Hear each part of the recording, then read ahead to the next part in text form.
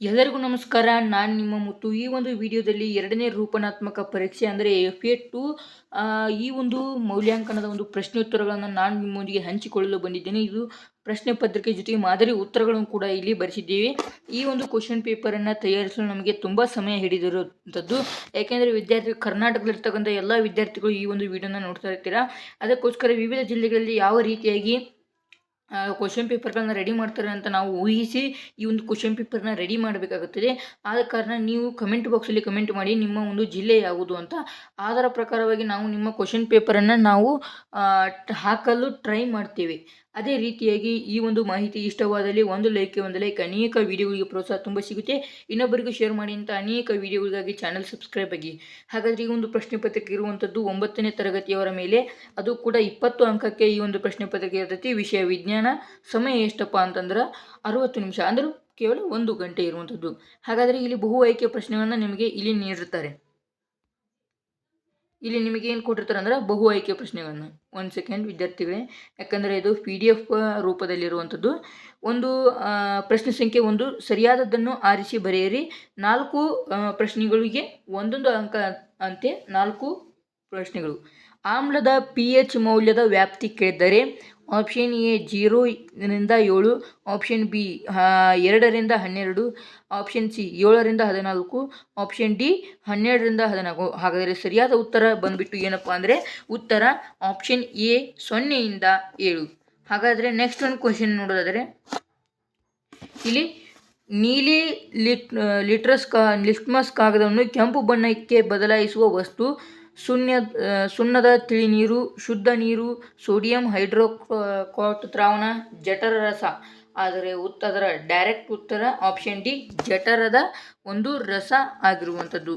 ಹಾಗಾದರೆ ಮೂರನೇ ಒಂದು ಪ್ರಶ್ನೆ ನೋಡೋದಾದರೆ 2 ನರಕೋಶಗಳ ನಡುವಿನ ಅಂತರವನ್ನು ಹೇಗೆ ಕರೆಯುತ್ತಾರೆ ಅಂತ ಕೇಳಿದರೆ ಡೆಂಡ್ರೈಟ್, ಸಂಸರ್ಗ, ಆಕ್ಸಾನ್, ಇಂಪಲ್ಸ್. ಆಪ್ಷನ್ ಬಿ ಸಂಸರ್ಗ ಈ ಒಂದು ಪ್ರಶ್ನೆಗೆ ಸರಿಯಾದ ಉತ್ತರ ಆಗಿರುತ್ತದೆ.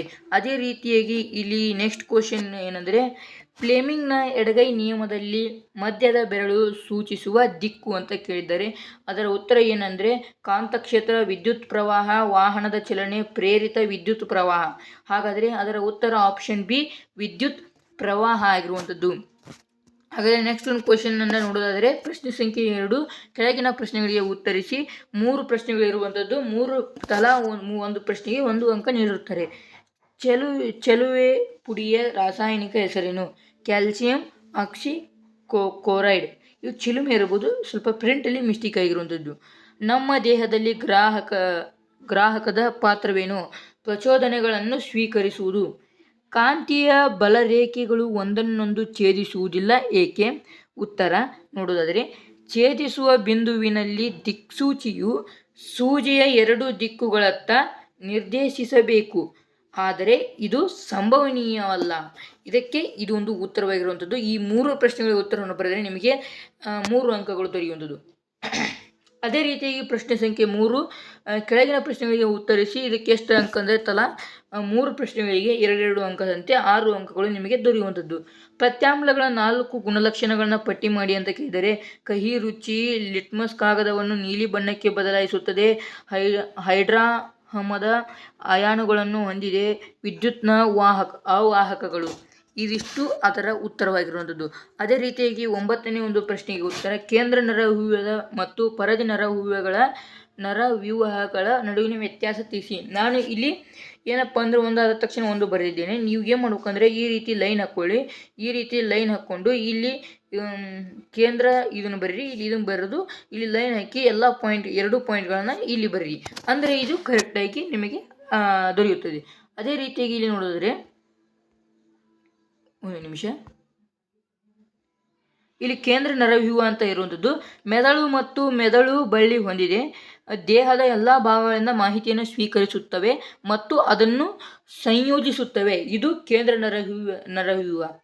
ಪರದಿ ನರವ್ಯೂಹ 12 ಜೊತೆ ಮೆದುಳು ನರ ಮತ್ತು 31 ಜೊತೆ ಮೆದುಳು ಬಳ್ಳಿ ನರ ಹೊಂದಿದೆ. ಕೇಂದ್ರ ನರವ್ಯೂಹ ಮತ್ತು ದೇಹದ ಇತರ ಭಾಗಗಳ ನಡುವಿನ ಸಂವಹನವನ್ನು ಇದು ಅನುಕೂಲಿಸುತ್ತದೆ. ಇದು ಪರದಿ ನರವ್ಯೂಹ. ಇವು 2ರ ವ್ಯತ್ಯಾಸಗಳು ಇವು ಆಗಿರುವಂಥದ್ದು.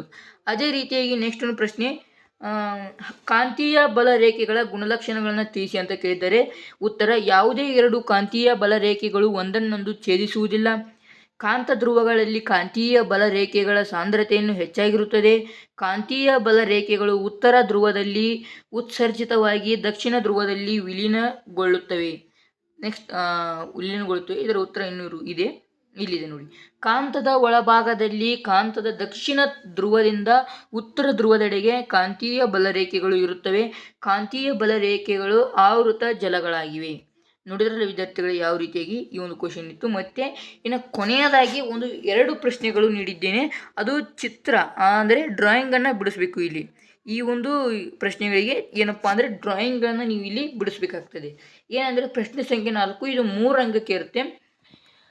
ಶಾರೀರಿಕ ಸೆಲ್ಯೂರಿಕ್ ಆಮ್ಲದೊಂದಿಗೆ ಸತುವಿನ ಚೂರುಗಳ ವರ್ತನೆ ಮತ್ತು ಉರಿಸುವಿಕೆಯ ಮೂಲಕ ಹೈಡ್ರೋಜನ್ ಅನಿಲದ ಪರೀಕ್ಷೆಯನ್ನು ತೋರಿಸುವ ಉಪಕರಣದ ಜೋಡಣೆ ಚಿತ್ರವನ್ನು ಬರೆಯಿರಿ ಮತ್ತು ಎಲ್ಲ ಭಾಗಗಳನ್ನು ಗುರುತಿಸಿ ಅಂತ ಕೇಳಿದರೆ ಇದನ್ನು ಮಾಡಿದರೆ ನಿಮಗೆ 3 ಅಂಕಗಳು ದೊರೆಯುವಂಥದ್ದು. ಅದೇ ರೀತಿ ಪ್ರಶ್ನೆ ಸಂಖ್ಯೆ 5 ನೋಡಿದ್ರೆ ಇಲ್ಲಿ ಸ್ವಲ್ಪ ಪ್ರಿಂಟ್ ಮಿಸ್ಟೇಕ್ ಆಗಿದೆ. ಇಲ್ಲಿ ಏನು ಬರಬೇಕಂದ್ರೆ ಪ್ರಶ್ನೆ ಸಂಖ್ಯೆ 5 ಬರಬೇಕು. ಅದೇ ರೀತಿಯಾಗಿ ಇದಕ್ಕೆ 4 ಅಂಕಗಳು, ಒಂದು ಪ್ರಶ್ನೆಗೆ ಬರೆದರೆ 4 ಅಂಕಗಳು. ಇದು ಕೂಡ ಚಿತ್ರದ ಮೇಲೆ ನಿಮಗೆ ಬರುವಂಥದ್ದು. 12ನೇ ಒಂದು ಪ್ರಶ್ನೆ, ಮಾನವನ ಮೆದುಳಿನ ಚಿತ್ರವನ್ನು ಬರೆದು ಭಾಗಗಳನ್ನು ಗುರುತಿಸಿ ಅಂತ ಕೇಳಿದರೆ ಈ ಒಂದು ಪ್ರಶ್ನೆಯನ್ನು ಬರೆದರೆ ನಿಮಗೆ 4 ಅಂಕಗಳು ದೊರೆಯುತ್ತದೆ. ಹಾಗಾದರೆ ಈ ಒಂದು ಕ್ವಶನ್ ಪೇಪರ್ನ ಟೋಟಲ್ ಅಂಕಗಳು ಎಷ್ಟಾದವು ಅಂತ ನಿಮಗೆ ಹೇಳ್ತೀನಿ ನೋಡಿ. ಇಲ್ಲಿ 4, 3, 7 ಆಗಿರುತ್ತವೆ. 4, 3, 7 ಮತ್ತು ಇಲ್ಲಿ ಒಂದು 6.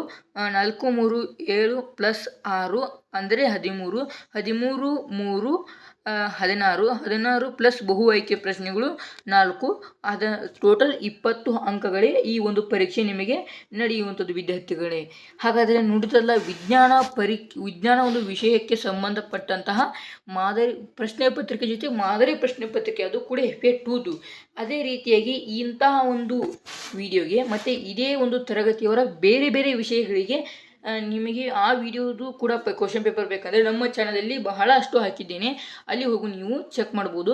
ಅದೇ ರೀತಿಯಾಗಿ ಮತ್ತೆ ಏನಂದರೆ ನೀವು ಈ ಒಂದು ಕ್ವಶನ್ ಪೇಪರ್ನ PDF ಬೇಕಂದರೆ ನೀವು ಟೆಲಿಗ್ರಾಮ್ ಚಾನಲಲ್ಲಿ, ನಮ್ಮ ಒಂದು ಟೆಲಿಗ್ರಾಮ್ ಚಾನಲಲ್ಲಿ ಜಾಯ್ನ್ ಆಗೋದ್ರ ಮೂಲಕ ಫ್ರೀಯಾಗಿ ನೀವು ಏನು ಮಾಡ್ಬೋದು, ಒಂದು ಕ್ವಶನ್ ಪೇಪರನ್ನು ತೊಗೋಬೋದು. ಆದ ಕಾರಣ ಹಿಂದೆ ತಡ ಮಾಡದೆ ಹೋಗಿ ಟೆಲಿಗ್ರಾಮ್ ಚಾನಲ್ಗೆ ಜಾಯ್ನ್ ಆಗಿ ಅಲ್ಲಿ ಕೂಡ ನಿಮಗೆ FA1 ಹಿಡಿದು FA1, FA2, SA1, FA3, FA4, SA2 ಪೂರ್ತಿ ಎಲ್ಲ ಒಂದು ಕ್ವಶನ್ ಪೇಪರ್ಗಳನ್ನು ಅಲ್ಲೇ ಹಾಕ್ತಿರ್ತೀನಿ. ಅದಕ್ಕೋಸ್ಕರ ಜಾಯ್ನ್ ಆಗಿ. ಹಾಗಾದರೆ ಈ ಒಂದು ಮಾಹಿತಿಗೋಸ್ಕರ, ನಮ್ಮ ಒಂದು ಪ್ರೋತ್ಸಾಹಕ್ಕೋಸ್ಕರ ನಮಗೆ ಒಂದು ಲೈಕ್ ನೀಡಿ, ಅದೇ ರೀತಿಯಾಗಿ ನಮಗೆ ಸಪೋರ್ಟ್ ಮಾಡಲು ನಮ್ಮ ಒಂದು ಚಾನಲ್ಗೆ ಸಬ್ಸ್ಕ್ರೈಬ್ ಆಗಿ. ನಾವು ಆಗಲಿಕ್ಕೆ 1K ಸಬ್ಸ್ಕ್ರೈಬರ್ಸನ್ನು ಕಂಪ್ಲೀಟ್ ಮಾಡಿದ್ದೇವೆ. ಅದೇ ರೀತಿಯಾಗಿ ಮುಂದೆ ಕೂಡ ಇದೇ ರೀತಿಯಾಗಿ ನಮ್ಮ ಚಾನಲನ್ನು ಬೆಳೆಸಿ ಅಂತ ಹೇಳ್ತಾ ಇಲ್ಲಿಗೆ ಈ ಒಂದು ವಿಡಿಯೋನ ಮುಗಿಸ್ತಾ ಇದ್ದೇನೆ. ಧನ್ಯವಾದಗಳು ವಿದ್ಯಾರ್ಥಿಗಳೇ. ಮತ್ತು ಮುಂದಿನ ಒಂದು ಇಂಟ್ರೆಸ್ಟಿಂಗ್ ವಿಡಿಯೋದ ಜೊತೆಗೆ ನಾನು ನಿಮ್ಮನ್ನು ಭೇಟಿಯಾಗುತ್ತೇನೆ. ಅಲ್ಲಿವರೆಗೂ Tata, bye bye, take care.